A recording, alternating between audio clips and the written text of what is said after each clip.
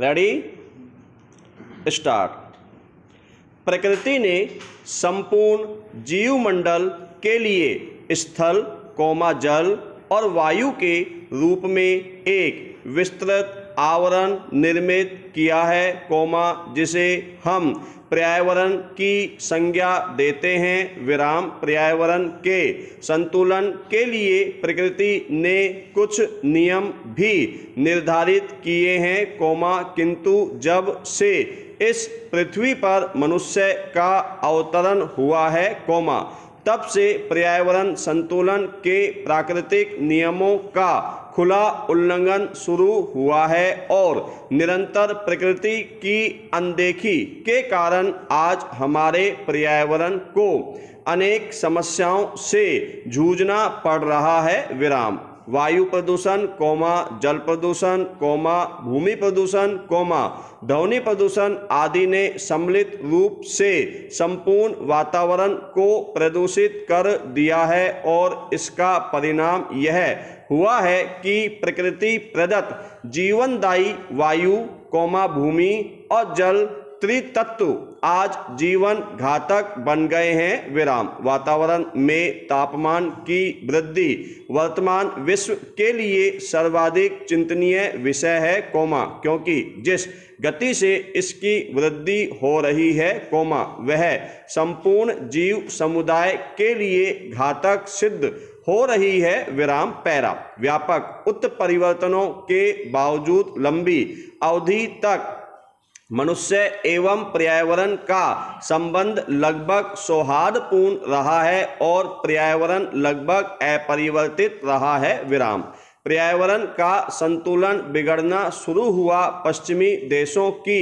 औद्योगिक क्रांति के बाद से मनुष्य की आर्थिक व भौतिक समृद्धि प्राप्त करने की आकांक्षा दिन ब दिन बढ़ती गई और परिणामों को अनदेखा करते हुए वह प्रकृति तथा पर्यावरण का शोषण करने लगा,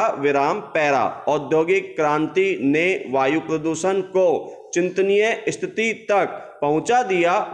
नवीन उद्योगों में कोयले का अंधाधुंध प्रयोग शुरू हुआ, कोयले का प्रयोग विद्युत उत्पादन के लिए भी होने लगा, इसके परिणाम स्वरूप 19वीं और 20वीं सदी के आरंभ में यूरोप एवं अमेरिका के नगरों पर काला आवरण सा छाने लगा, सेंट पीटर्सबर्ग एवं पेंसिल्वेनिया सदृश औद्योगिक नगरों में तो वायु प्रदूषण की मात्रा इतनी अधिक हो जाती थी कि वाहन चालकों को दिन में भी हेडलाइट का उपयोग करना पड़ता था, इस संदर्भ में ध्यातव्य है कि जिस गति से औद्योगिकरण की प्रक्रिया बढ़ रही है, उससे न्यून गति नहीं है वायु प्रदूषण में वृद्धि की, मनुष्य की विलासिता की प्रवृत्ति ने अभी भी उसे प्रदूषण की गंभीरता से अवगत होने से रोके रखा है,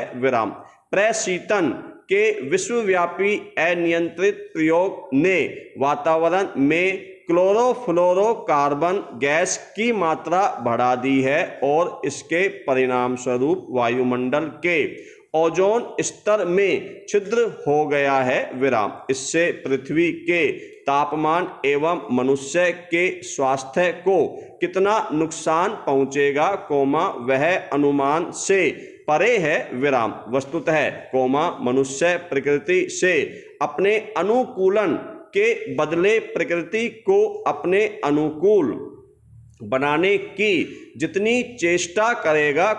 वह पर्यावरण को और फिर उसके परिणाम स्वरूप चक्रीय श्रृंखला में अपनी क्षमता को ही नुकसान पहुंचाना शुरू कर देगा, आज मनुष्य के अनियंत्रित हाथ एवरेस्ट की चोटी से लेकर समुद्री तल तक के लिए प्रदूषण का संकट पैदा करने लगे हैं,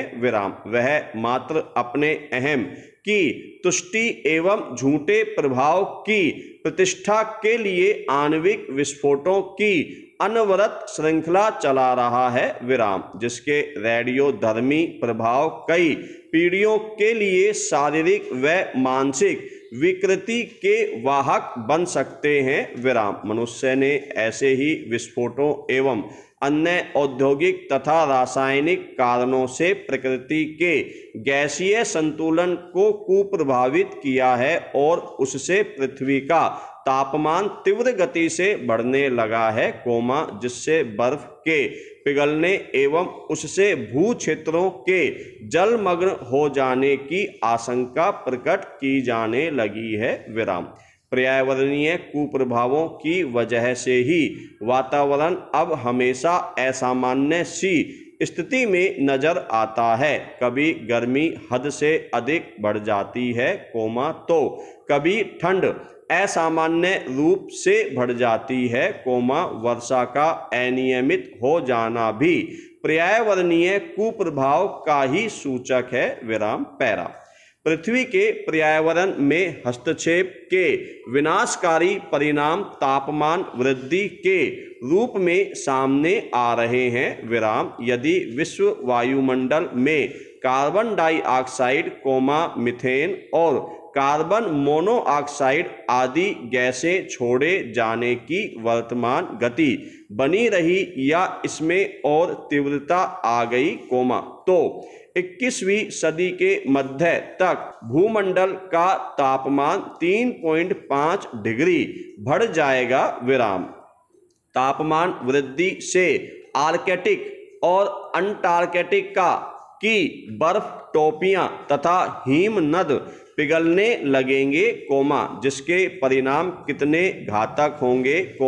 उसकी कल्पना प्रत्येक व्यक्ति कर सकता है विराम। एक अनुमान के अनुसार, जिस गति से तापमान में वृद्धि हो रही है, उससे समुद्र के जल स्तर में 3 फीट की वृद्धि हो सकती है विराम। पैरा तापमान वृद्धि के प्रति अनदेखी का स्वरूप तब और अधिक भयावह प्रतीत होता है,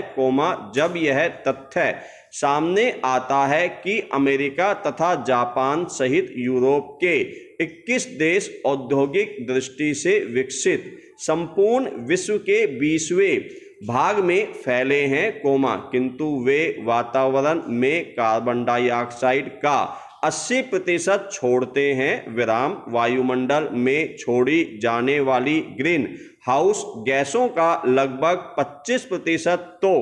केवल अमेरिका द्वारा ही छोड़ा जाता है विराम। पर्यावरण क्षरण को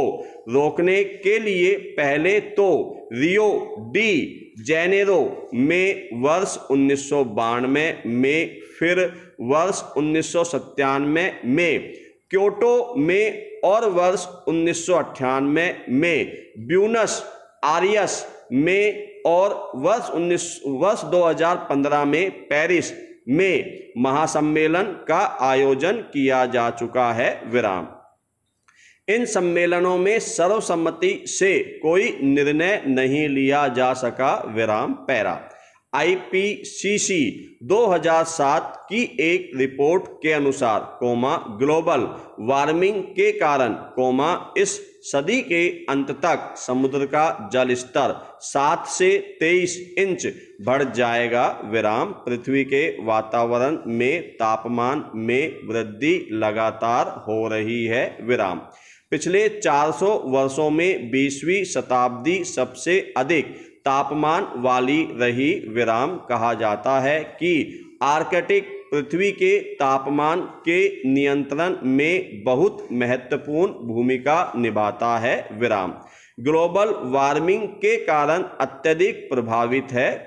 यहाँ की बर्फ अत्यधिक तेजी से पिघल रही है और यह संभावना भी जताई जा रही है कि 2040 में या उससे भी पहले यहाँ की बर्फ पूर्णतया पिघल चुकी होगी विराम। ऐसा ही प्रभाव मोंटाना ग्लेशियर नेशनल पार्क पर भी दिखाई पड़ता है, यहाँ पर 1910 तक 150 ग्लेशियर में से अब मात्र 25 ग्लेशियर ही रह गए हैं विराम। ग्लेशियर पिघलने के कारण न सिर्फ समुद्र के जल स्तरों को बढ़ाकर बाढ़ की स्थिति पैदा कर रहे हैं बल्कि पीने योग्य पानी के प्राकृतिक स्रोतों को भी नष्ट कर रहे हैं और यह सूखे की स्थिति उत्पन्न होने का एक बड़ा कारण है विराम। नदियां प्राकृतिक संतुलन में एक महत्वपूर्ण स्थान रखती है। अनेक जीवधारी नदियों के तंत्र पर ही आश्रित होते हैं पेड़ पौधे भी नदियों के क्षेत्र में उन्हीं के जल पर आश्रित होते हैं नदियों के सूखते ही या नदियों का जल स्तर कम होते ही लाखों जीवधारियों का जीवन संकट में पड़ जाता है विराम। यदि वर्तमान समय की बात करें तो ग्लोबल वार्मिंग के कारण अब तक लगभग 1 मिलियन प्रजातियां विलुप्त हो चुकी हैं विराम। ग्लोबल वार्मिंग के चलते तापमान में वृद्धि हो रही है